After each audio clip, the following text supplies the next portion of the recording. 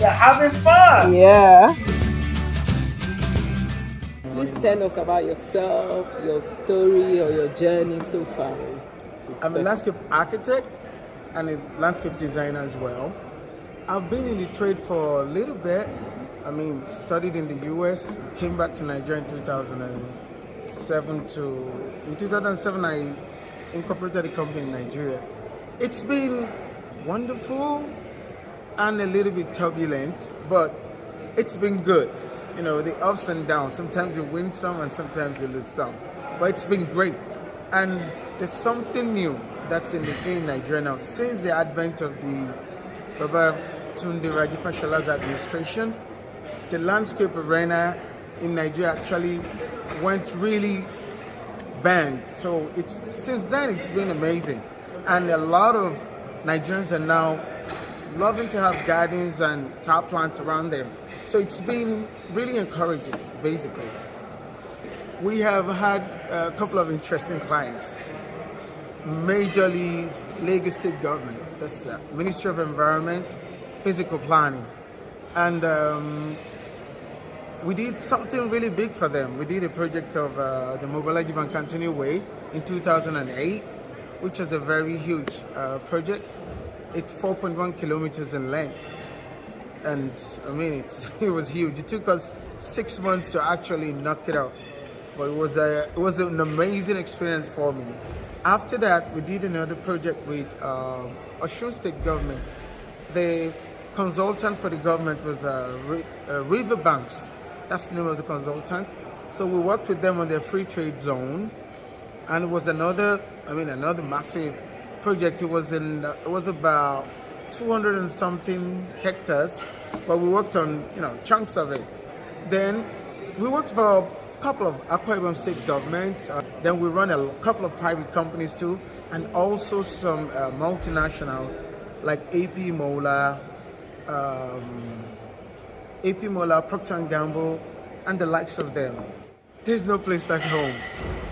For a fact, if we look at the system and the way things are going right now back home, almost everybody wants to leave. Almost everybody wants to leave. So basically, we need to have we need a niche of people who have like minds to see how we can break the pattern of people just wanting to just go at all costs, even if at the risk of their lives. So a lot of things has to be given. But majorly, the people that can really control and mitigate the problem would be the people at the helms of affairs. They need to do more. They really need to do more so that we can capture the essence of being a true Nigerian and being able to say, I'm a Nigerian anywhere we go. Like, I'll give you just a little example. It might be a little bit of digression, but I'll say, like in our consulates out there, away from the shores of Nigeria, Nigerians believe they are not well represented. There's a lot going on. So a lot of things just cut people off from that patriotism. So we need to build that. Once we build that, I think we will go far, very far. Then what I can do to impact in my country, I think the biggest thing I can do is to be one of the major employers. I can remember when we first started, I had about 106 people I was paying salary to every month. That's a lot of people. And we did that for almost 9 months before everything went awry. The system, how it works. So I had to cut back. Later I had like 20. I cut back to 6 because I realized all the savings I had was going into salaries. So I had to, cut it back. Another thing, it still comes back to the people at the helms of affairs. They should make Nigeria a country where business can operate freely. I mean, they should give us some, how do I put it, maybe some leeway.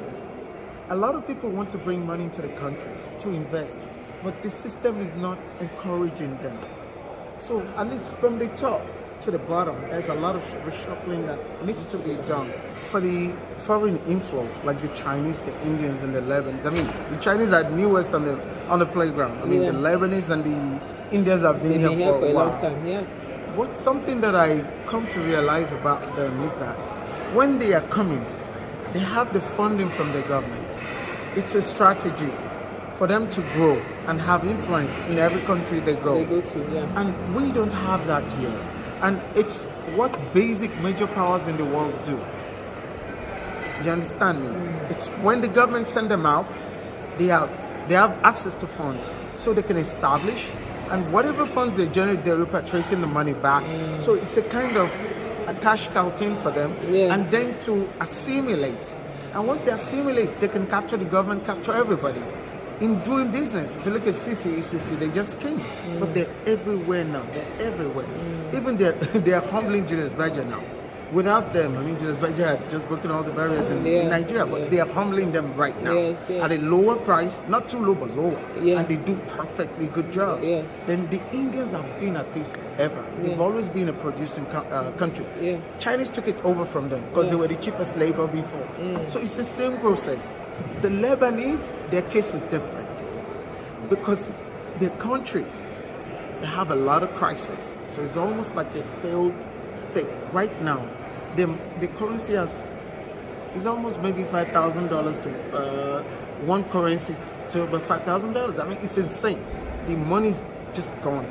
But they have this business idea of migrating and bunching together. They have that communal thing. So they raise each other up.